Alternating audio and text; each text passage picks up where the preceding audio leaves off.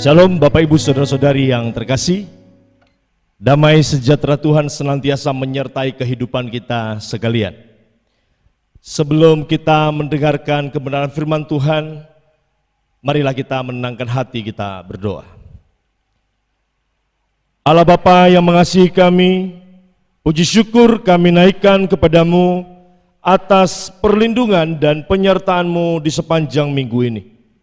Tidak pernah Engkau meninggalkan kami umat-Mu ya Tuhan. Pada hari ini kami kembali beribadah kepadamu, kepada Allah yang memberikan tuntunan dan pemeliharaan sempurna bagi kehidupan kami. Hari ini kami rindu mendengarkan sabda-Mu.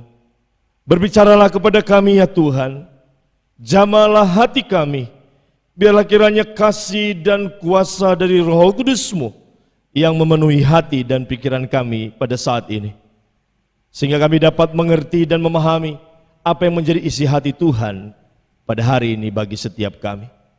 Terima kasih ya Tuhan, ini tanah hati kami yang baik. Biarlah kiranya firman-Mu bertumbuh dan berbuah dalam kehidupan setiap kami.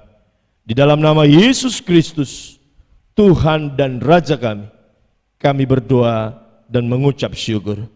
Haleluya, amin. Tema kita pada hari ini adalah Walking with Faith and Responding with Courage.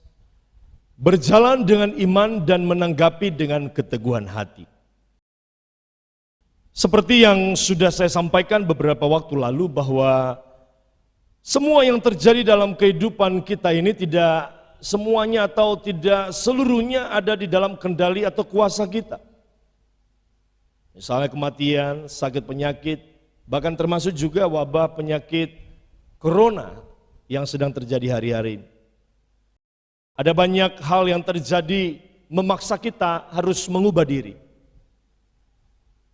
karena ketidakmampuan kita untuk mengendalikannya. Kita harus dipaksa untuk menerima kenyataan. Kita memerlukan sebuah keteguhan hati atau keberanian untuk bisa menjalani iman percaya kita kepada Tuhan di tengah-tengah situasi yang kalau boleh dikatakan cukup mencekam ini. Ya, kita harus menerima kenyataan-kenyataan pahit yang membuat kita sepertinya sulit kemudian melihat masa yang akan datang. Kita tidak tahu kapan COVID-19 ini akan berakhir. Apa yang terjadi setelah ini kita tidak tahu. Oleh sebab itu pada hari ini kita akan belajar bagaimana kita berjalan di dalam iman percaya kita kepada Tuhan dengan sebuah keteguhan hati, dengan sebuah keberanian iman percaya. Ya. Keteguhan hati dan keberanian atau courage sebenarnya adalah juga sebuah ekspresi daripada iman kita.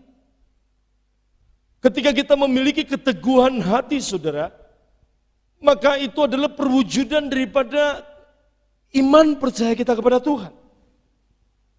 Kita dapat menumbuhkan keteguhan hati dan keberanian kita dengan cara kita meneguhkan iman kita. Oleh sebab itu kita harus menumbuhkan iman dan keteguhan hati kita dengan cara yang benar, bukan dengan cara yang salah, saudara. Bapak Ibu Saudara-saudari yang saya kasihi, iman yang ada di dalam diri Elia yang kita sudah pelajari dalam beberapa minggu ini, baik dari sisi ketaatannya kepada firman Tuhan, komitmennya, dan hari ini kita akan belajar bagaimana keteguhan hati dan keberanian Elia di dalam dia berjalan di dalam imannya kepada Tuhan. Kita akan membaca di dalam kitab 1 Raja-Raja pasal 18 ayat 17 sampai 24. Di dalam kitab 1 Raja-Raja pasal 18 ayat 17 sampai 24 ini, kita akan menjumpai 3 keteguhan hati atau keberanian dari Elia. Di dalam dia melewati masa-masa sukar dan kemudian dia bisa diizinkan Tuhan mengalami kemenangan dan bahkan juga mengalami pertolongan dan mujizat Tuhan.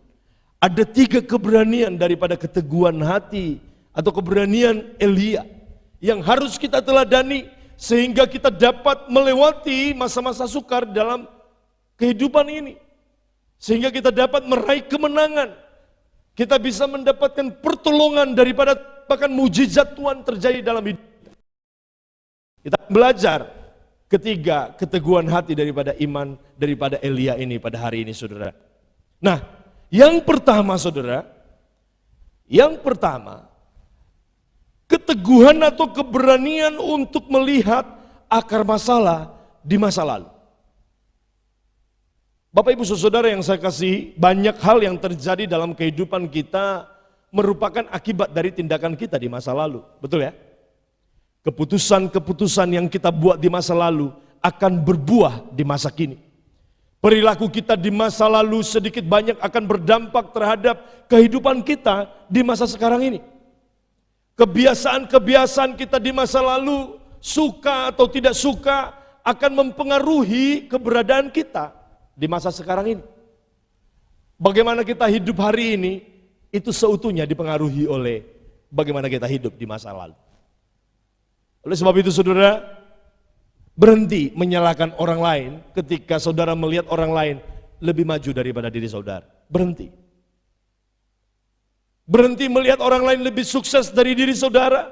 Bisa saja mungkin orang itu sukses, mereka berhasil dalam hidup mereka karena di masa lalu mereka menabur kerajinan. Mereka menabur satu semangat, kerja keras. Tetapi kalau saudara atau kita menabur di masa lalu adalah kemalasan, jangan kemudian kita menyalahkan orang lain sukses dari kita. Kalau pada hari ini kemudian kita biasa-biasa saja. Karena mungkin saja di masa lalu kita malas-malasan. Keputusan kita, saudara, di masa yang lalu, itu menentukan bagaimana kita ada saat ini. Sama seperti ketika seseorang mengabaikan nasihat dokter di masa lalu ketika dokter mungkin berkata, kau harus jaga kesehatan. Jangan merokok. Istirahat yang cukup, berolahraga yang teratur. Tentu saja kalau dia menaati nasihat dokter, maka dia akan memiliki tubuh yang sehat. Tapi persoalannya seringkali ada banyak orang tidak berani atau tidak melakukan nasihat itu, saudara.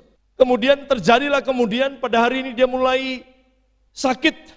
Dia mengalami akibat daripada hidupnya yang tidak benar, cara hidup yang tidak benar. Lalu dia mulai menyalahkan, saya sakit ini karena saya diguna-guna. Saya sakit ini karena ada orang yang benci, tidak suka sama saya. Padahal dia kena diabetes, karena di masa mudanya dia hidup tidak benar. Makan sembarang saja. Bapak Ibu Saudara-saudara yang saya kasihi, seringkali orang tidak berani melihat akar masalah di masa lalu. Dan lebih memilih menyalahkan orang lain atas akibat yang dia tuai pada masa sekarang ini. Menyalahkan orang lain atas masalah yang dialami pada hari-hari ini. Itu wujud daripada ketidakberanian melihat akar masalah yang sesungguhnya yang terjadi di masa yang lalu. Hal inilah yang ada di dalam diri Raja Ahab, saudara. Raja orang Israel ketika dia dikoreksi oleh Nabi Elia. Pada minggu-minggu yang lalu saya sudah jelaskan bahwa pada saat itu wilayah Israel sedang mengalami bencana kekeringan.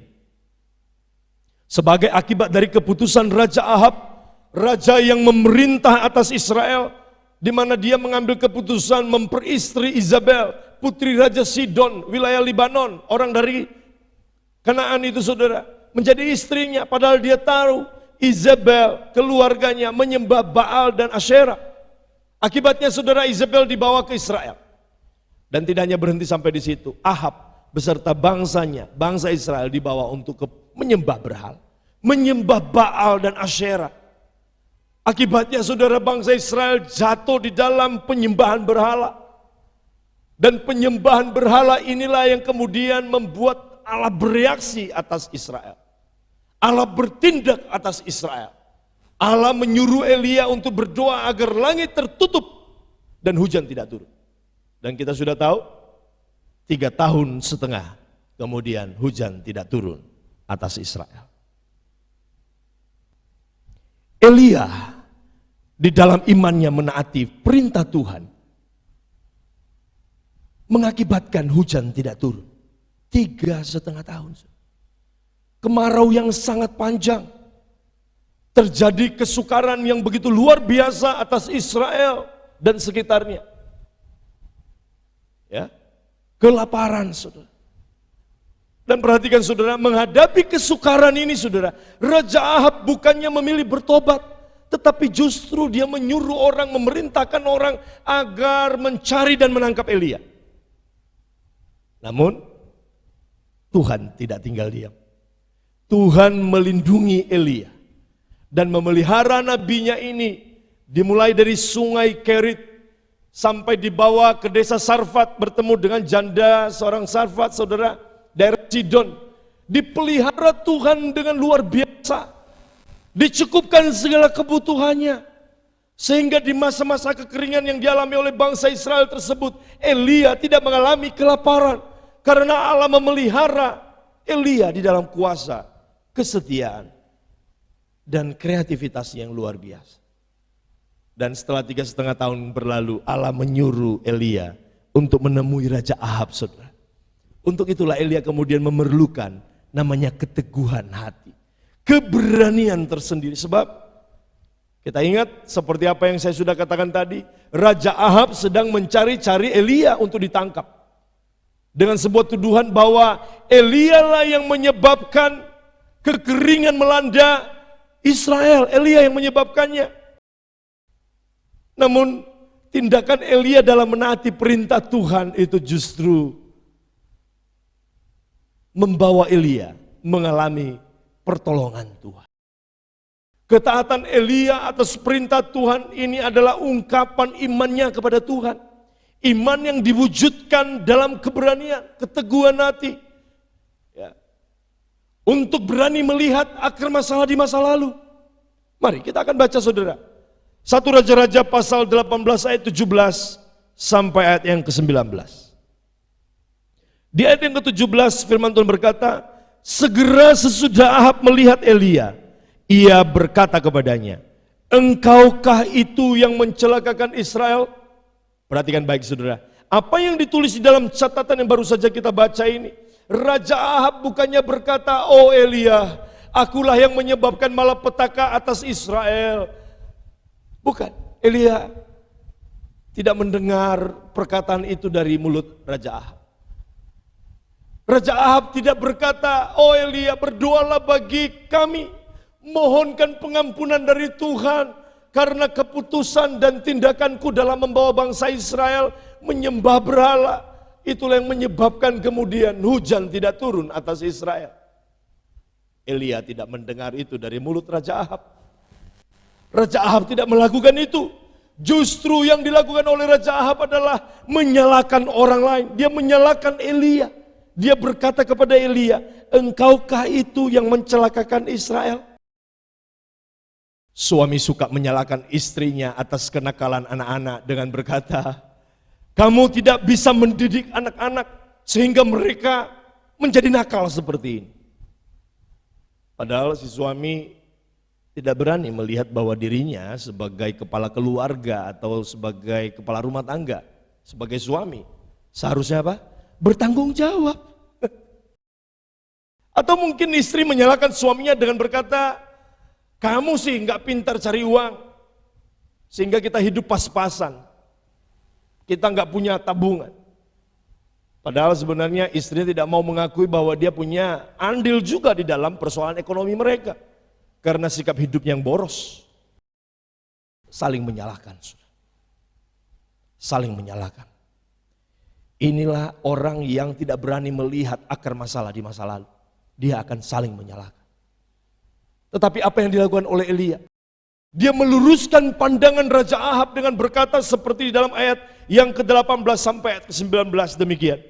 Jawab Elia kepadanya, bukan aku yang mencelakakan Israel, melainkan engkau ini dan kaum keluargamu, sebab kamu telah meninggalkan perintah-perintah Tuhan dan engkau ini telah mengikuti para Baal.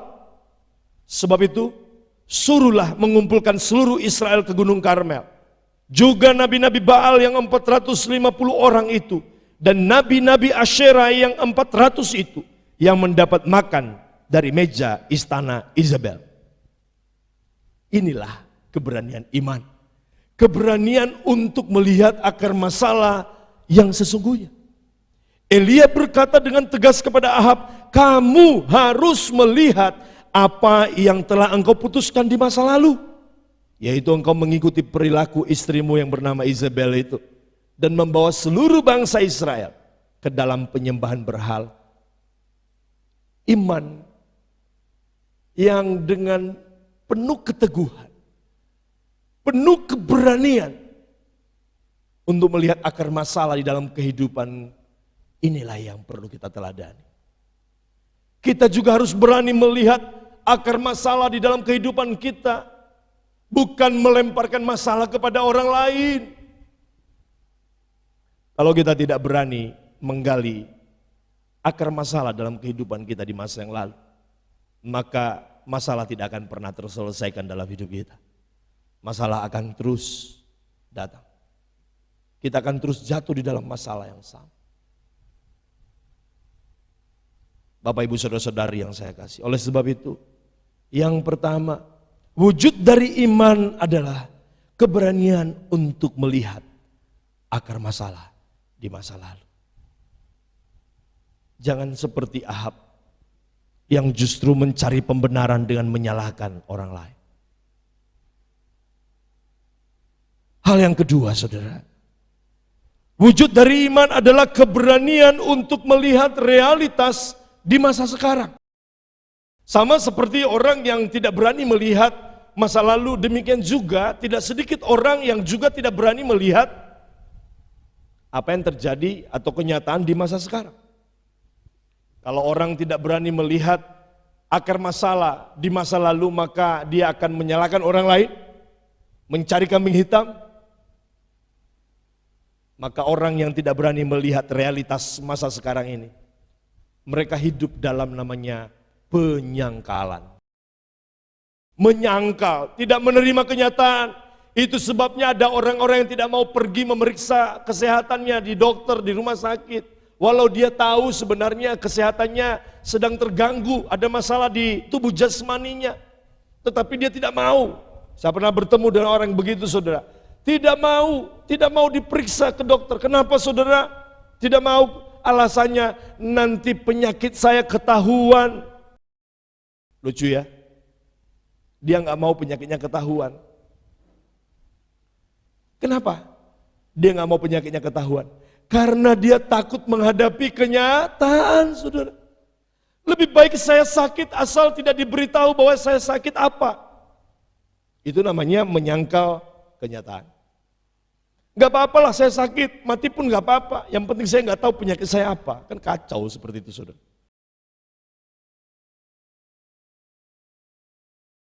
Misalkan juga di dalam kita berusaha, mungkin saja usaha kita itu akan segera bangkrut.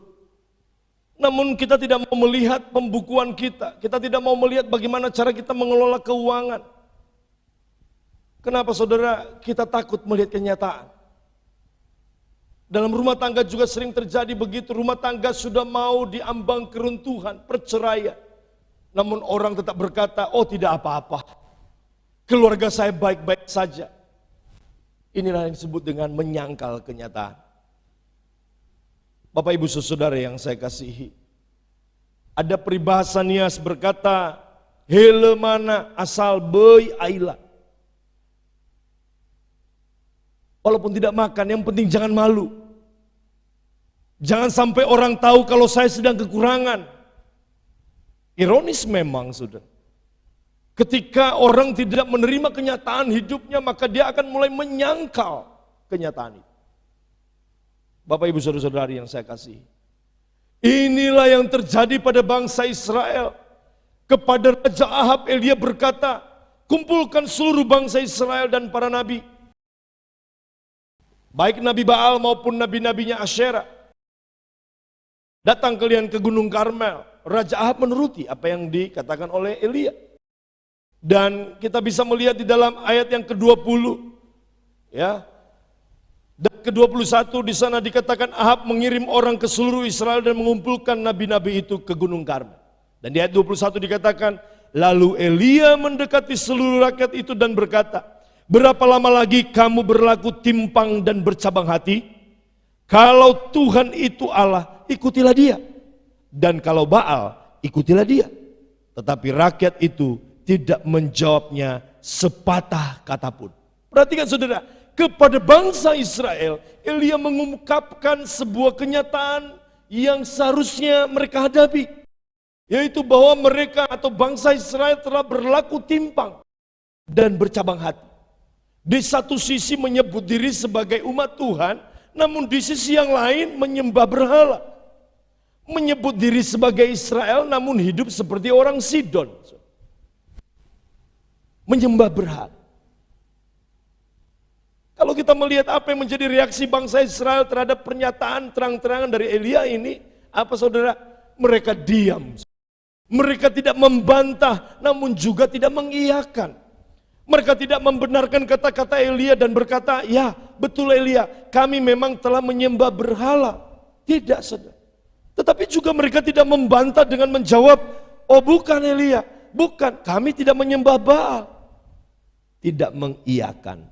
Dan juga tidak membantah. Inilah sikap hati yang bercabang. Ketika mereka diberitahu oleh Elia kenyataan hati mereka yang bercabang, mereka berdiam diri. Tidak menjawab sepatah kata pun. Orang-orang ini hanya cari aman saja. Bangsa Israel tidak berani mengakui kenyataan yang ada di masa sekarang.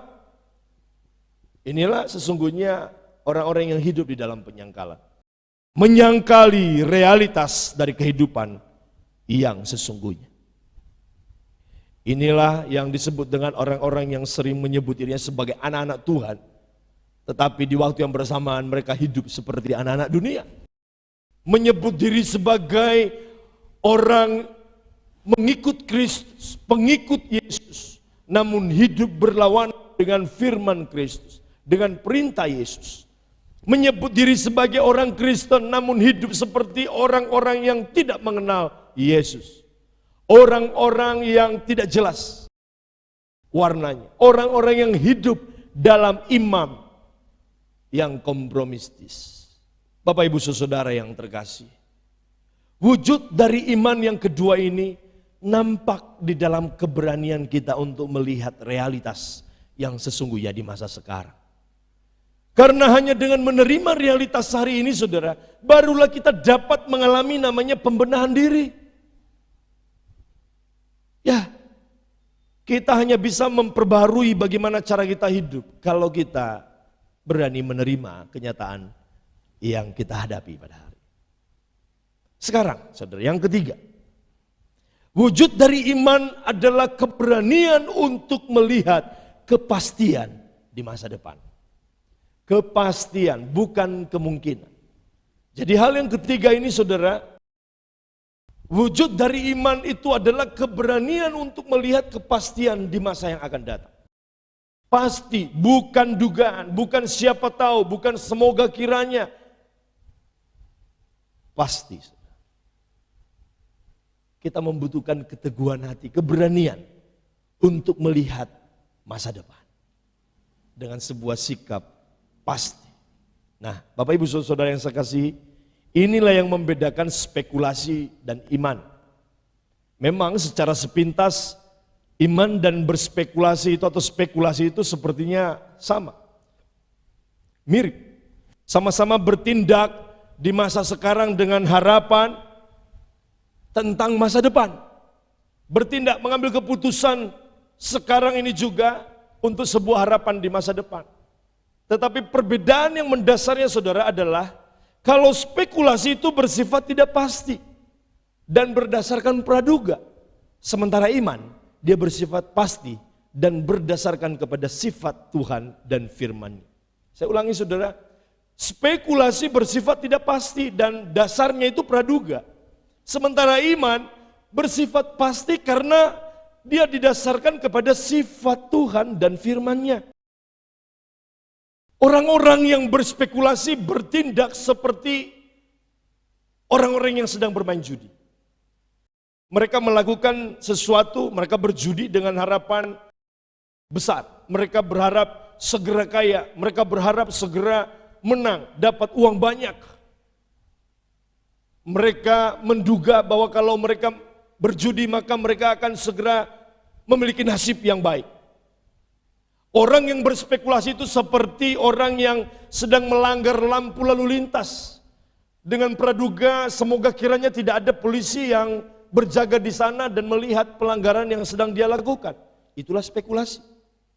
Sementara orang yang beriman, saudara, orang yang bertindak menaati firman Tuhan dengan keyakinan bahwa apa yang Tuhan firmankan pasti terjadi. Sekali lagi, pasti akan digenapi di masa depan. Harapannya bersifat pasti. Itulah orang yang beriman.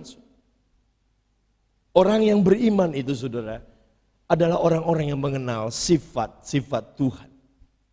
Dan dia percaya bahwa Tuhan pasti menolong. Bukan kemungkinan. Pasti, bukan siapa tahu, pasti, bukan semoga kiranya, bukan. Tetapi pasti menggenapi firman. Dan sebagai akibatnya, di dalam iman orang-orang yang demikian, saudara, mereka akan memiliki keteguhan hati, keberanian untuk melihat kepastian di masa depan. Bapak Ibu Saudara-saudara yang saya kasihi, wujud dari sikap iman seperti itulah yang ada pada Elia.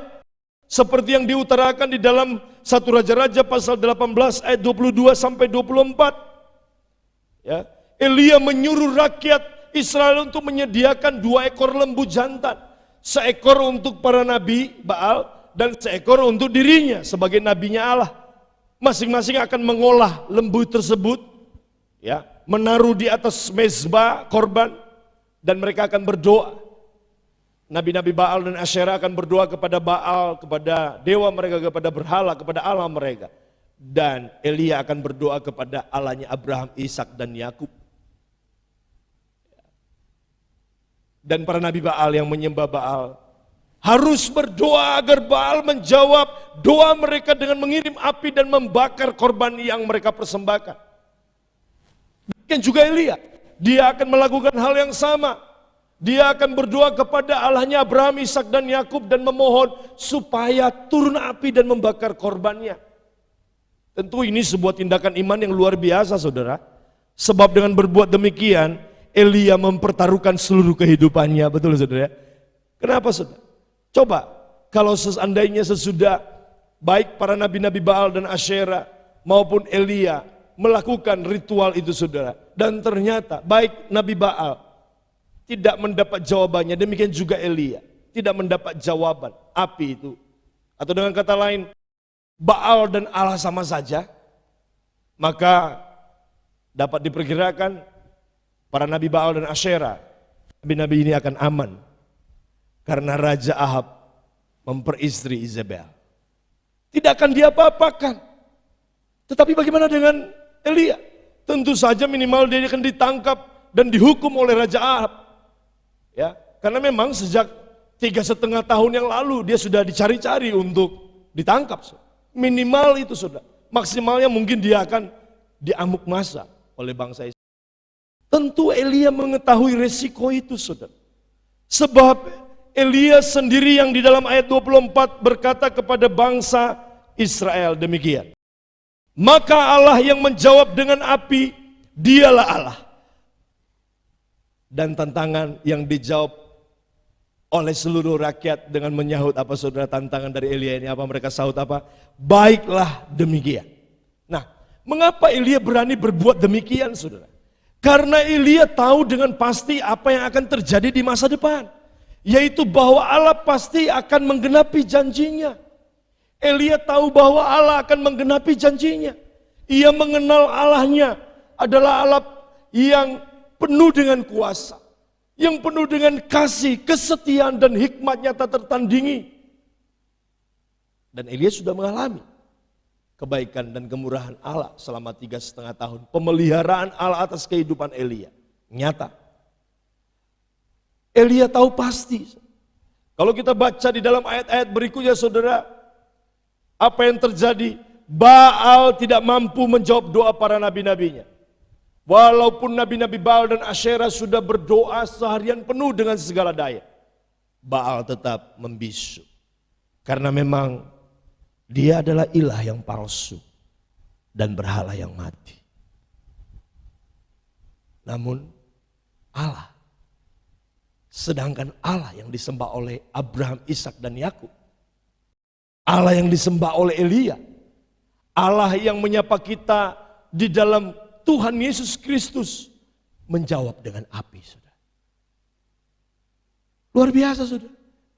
Elia, dia berdoa tidak seperti Nabi Baal berdoa.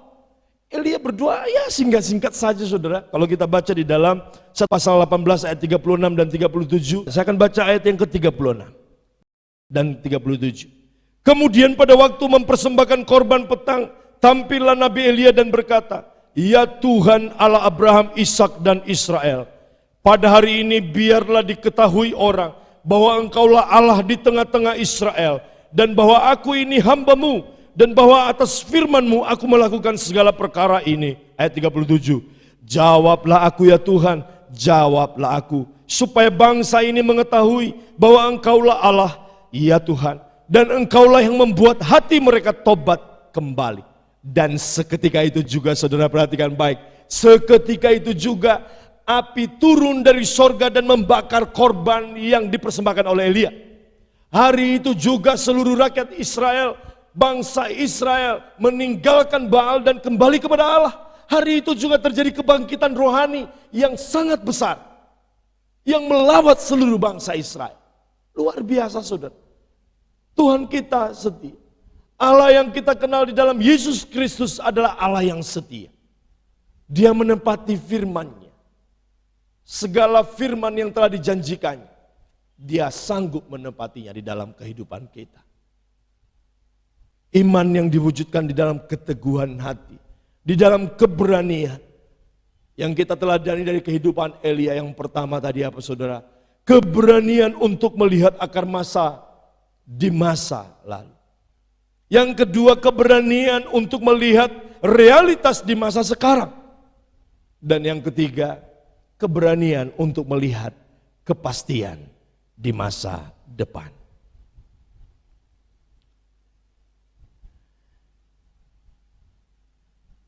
Artinya, saudara, ada kepastian untuk masa depan. Amin. Walaupun saat ini kita sedang melewati masa-masa yang sukar, namun kita percaya bahwa kuasa, kasih, kesetiaan dan hikmat yang ada pada Tuhan Yesus tidak pernah berubah untuk selama-lamanya. Amin. Tuhan pasti akan menggenapi firman-Nya. Sehingga dengan demikian kita berani menatap kepada masa depan. Sehingga dengan demikian kita menyongsong hari esok yang penuh dengan harapan. Amin. Oleh sebab itu mari, biarlah kita terus memandang kepada Tuhan Yesus dengan iman.